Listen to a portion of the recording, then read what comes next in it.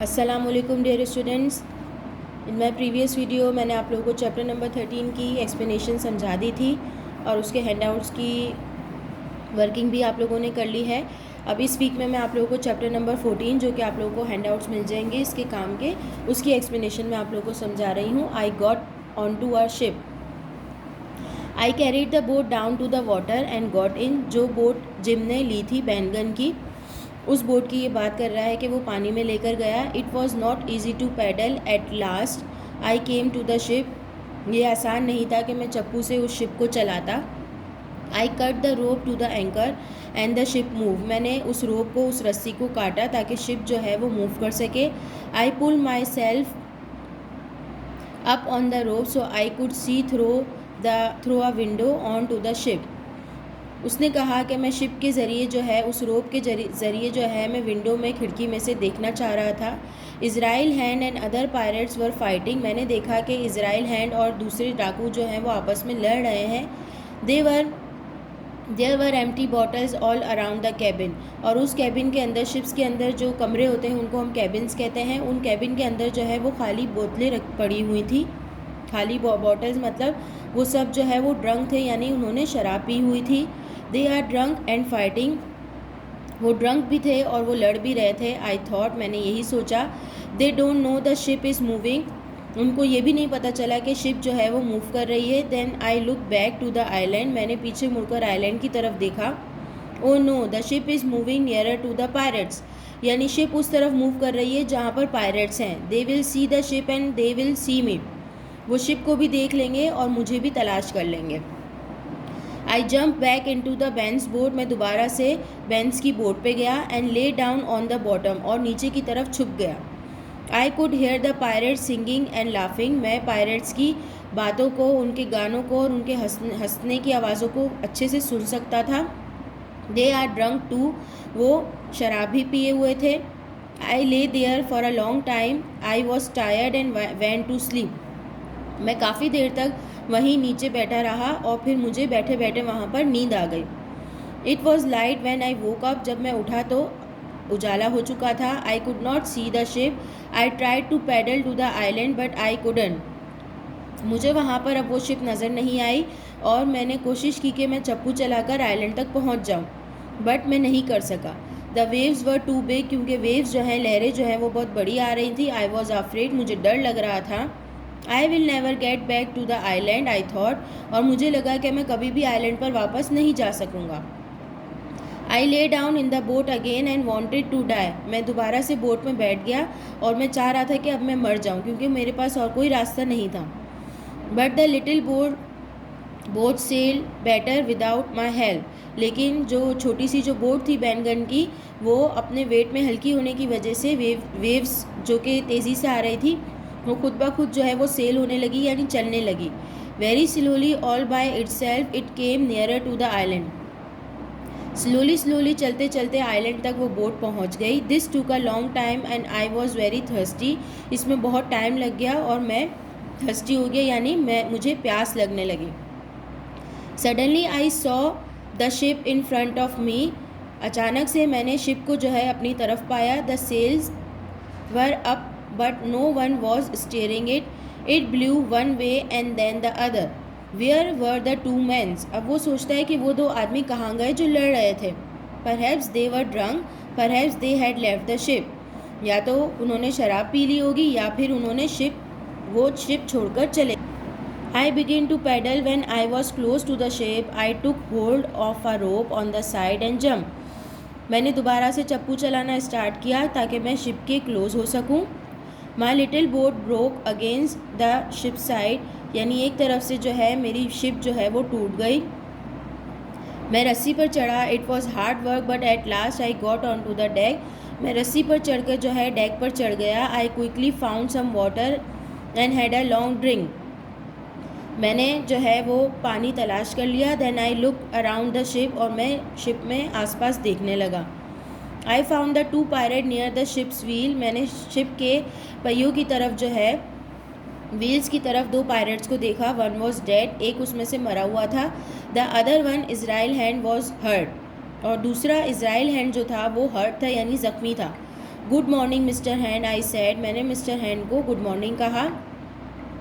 I am your new captain, he didn't say anything, मैंने उसे कहा कि मैं आपका नया कैप्टन हूँ, लेकिन उन्होंने मुझे कोई जवाब नहीं दिया, वो सिर्फ मेरी तरफ देख रहे थे। I found food in the ship's kitchen, मैंने शिप के किचन में कुछ खाने की चीज़ें देखी। I gave Israel hand a drink, मैंने इज़राइल हैंड को ड्रिंक दी और उसके and sat down near him to eat, और मैं उसके सामने बैठ गया कुछ चीज़ें खाने के लिए। Listen to me young Jim, Israel hand ने उसे कहा कि मेरी बात सुनो Jim. Give me some food and something to stop the blood from the cut on my leg. Israel hand ने उसे कहा कि मुझे कुछ खाने के लिए दो और कुछ चीज़ जो है मुझे दो जिससे मेरी टांग में निकलता हुआ खून जो है वो रुक सके। Then I tell you how to steer the ship back to the island, इसके बाद मैं तुम्हें बताऊंगा कि शिप को आइलैंड तक कैसे लेके जाना है। I don't want to take the ship near your friends I said, मैंने उसे कहा कि मैं तुम्हारे दोस्तों तक जो है ये शिप लेकर नहीं जाना चाहता। I want to sail her to the other side of the island and leave her there, मैं आइलैंड की दूसरी तरफ जाना चाहता हूँ और इस शिप को वहीं छोड़ देना चाहता हूँ। I sail her anywhere you like said Hands, Hand ने कहा कि तुम जहाँ चाहोगे हम वहाँ ले जाएंगे। I got a shirt from my cabin and hand tied it around his leg, मुझे एक शर्ट मिली केबिन से और मैंने वो जो है हैंड के लेग पर टाई कर दी यानी बांध दी। Then he told me what to do and the ship began to sail well, उसने मुझे बताया कि अब क्या करना है और शिप कैसे आगे सेल करेगी। Hands was very friendly to me but he watch me all the time, hands मुझसे बहुत फ्रेंडली था लेकिन मुझे पूरा वक्त वो देखता जा रहा था।